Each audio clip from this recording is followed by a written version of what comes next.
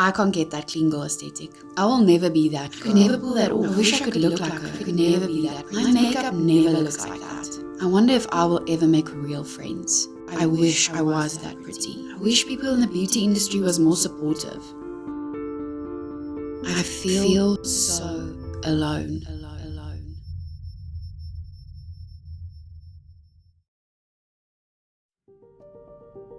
Like so many times before, I was in my bed with these thoughts racing through my head. It got me wondering why we keep torturing ourselves with these imposed beauty standards when in reality we're all craving realness. I want to change this. I realize I'm just one girl in a sea of voices telling us, all of us, we will never be beautiful enough. But I'm choosing to start this conversation. I challenged myself to take 3 steps over the span of 2 weeks to see if I could change the way that I feel about myself in the beauty community. Is 2 weeks even enough for change, or would I end up falling back into the negative thoughts? Being inside the beauty community can be so lonely. There's such a disconnect between the women empowering women movement and what it actually feels like to be inside the beauty community. And I think a lot of us feel alone and like we are the ones standing on the outside. You know, it's like we are always playing catch up to the latest trends and we are never measuring up. But the reality is everybody is feeling this way and nobody's talking about it. That loneliness and feeling like we are the only ones not measuring up, feeling like we're completely alone in this is why I decided to take this first step, which is starting this conversation with real friends. So Vilmi, you know that I am doing this video about self-worth and the beauty industry just as a way to kind of create community. A lot of us struggle with self-worth issues. We struggle with seeing like these perfect Instagram feeds or TikTok videos. I just kind of want to also hear some of your thoughts on how you feel about the beauty industry. Do you have a good relationship with it? Do you have a bad relationship with it? Okay, I think that's a very loaded question. On the one end of the spectrum, you have like this kind of fake side to the beauty industry, and on the other end of the spectrum, I feel you're not taking good care of yourself. I think I'm always trying to hit like the middle ground for me. It's important to ask myself, but why am I doing this? Am I doing this because it's something I saw on social media? It's something that everyone is doing, and I'm feeling the pressure to also engage in that kind of ritual, or is it something that I'm really doing because it's aligned with who I am as a person? So we spoke a little bit about the disconnect between influencers and real life. We spoke about how we constantly compare ourselves to girls who have 50-step makeup routines or the perfect get ready with me morning routines, and how we are finding that we can never ever measure up to that standard. It's just totally unattainable. I see other influencers doing something, or I see other people looking a certain way, and I measure my abilities as well to do makeup against their abilities, and then I'm like, okay, well, I need to be better, I need to look a certain way or whatever, and then I find myself in that thinking pattern, and I'm like, whoa, no, this is not what it's all about. You know, I watch these videos where influencers or makeup artists, they try to condense the number of steps you need to engage in for a simple, basic, natural makeup routine, and then they're 5 steps, and I'm like, oh my word, even 5 steps is just too much for me. I can't do it. And I think, you know, for a long time, I've kind of I wanted to do more because I thought that that's what I'm supposed to do. I think for the longest time I felt really bad because I cannot live up to the expectations, even the most basic expectations. I always tell the story, my mom as well. So what she would do before going out was literally she would take her lipstick and then she would go dot, dot, dot, dot, dot, dot, and on her lips, and then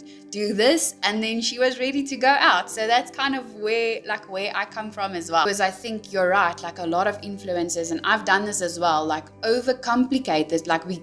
We take it down to 5 steps, but even 5 steps is a lot for someone that, you know, doesn't do makeup often or doesn't want to wear a lot of makeup. I feel like I'm on both sides because I have the other side as well, where I then look at other people and go but they do this every day, they, you know, somehow or seemingly they get it right. And even as we're having this conversation, and we seem enlightened, we're not. No.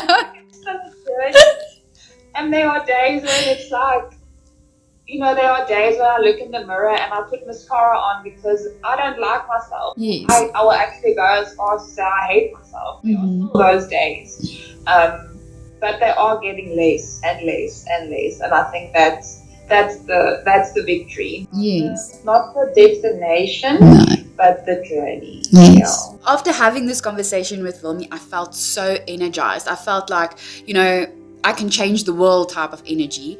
And it was just good to connect with someone, to see that I am not the only one that gets frustrated in the beauty community. I'm not the only one that struggles with self-worth and with comparing myself to others and seeing others seemingly perfect lives. And it was just great to know that I'm not alone and that I have a friend in that. And I know that Wilmy is one of those people that you can phone and you can say, it's going really shit. What do I need to do? And she'll be there to cry with you, to motivate you, or whatever you need in that moment. Now, you might be watching this video and feel like you are completely alone. You might be like, Sandy, you have no idea. Like, there isn't even someone that I can reach out to. And I understand that that might be a reality for some people. But my dream really is if there are people out there that feel that way, that they would find a type of community online. If it's this community, then great. If it's another community, then amazing. It's just, if we know that we are not alone in what we are feeling, and we know that there are other people out there who feel the same way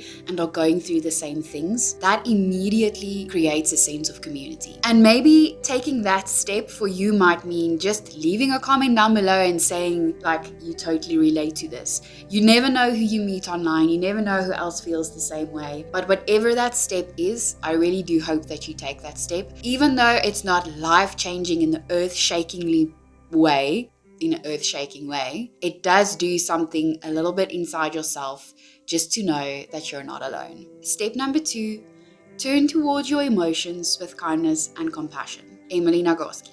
I think the need to live up to certain expectations comes from different places. I think it comes from society's expectations, maybe the way we were brought up, our own inner critics. And I mean, we are confronted with seemingly perfect lives every single time we pick up our phones, and that just triggers an array of emotions. What basically happens is baby Zandi is looking at big Zandi and asking, why don't we look like that? What's wrong with us? Somehow that little girl learned that she needed to be a certain way to be loved or good enough or measure up. So we ignore the hard feelings and we actually punish ourselves for feeling them. And we do everything in our power not to have them. In 2020, I read a book by Emily Nagoski. The name is Burnout, Solve the Stress Cycle. This book changed my life. She talks about how feeling your emotions, even the negative ones, is the key to actually moving through your emotions. I think what happens when we feel bad emotions or negative emotions, we were taught that it is not okay to feel that way. And then the next time we pick up our phone and we see all the pretty faces, it triggers the same emotions, the same shame, and then we just get stuck in this infinite loop of feeling the bad feelings, ignoring them, moving on, being confronted with the bad emotions again, ignoring them, moving on, and then we end up feeling pretty shitty. And this kind of brings me to step number 3, which is practice self-care, but not the way you think. We've all seen the aesthetic TikToks that make us feel really bad about ourselves. And self-care isn't always, drinking lemon water, getting manis and pedis, wearing face masks, or whatever it may be. It's actually sometimes freaking hard. The first thing was reconnecting with my purpose or calling. Now, just a little disclaimer, I'm sharing this completely out of where I am at and what journey I am on. This isn't necessarily your journey, so don't feel like this is something that I'm telling you to do. This might be something totally different for you. But reconnecting with my purpose or calling meant, for me, reconnecting with God and hearing where He wanted me to be. It also meant not looking at my phone first thing in the morning, and oh my goodness, this was so hard. I realized that when I wake up and I look at my phone the first thing in the morning and I go to all of the comments and whatever it may be, it really does affect my mood the whole day.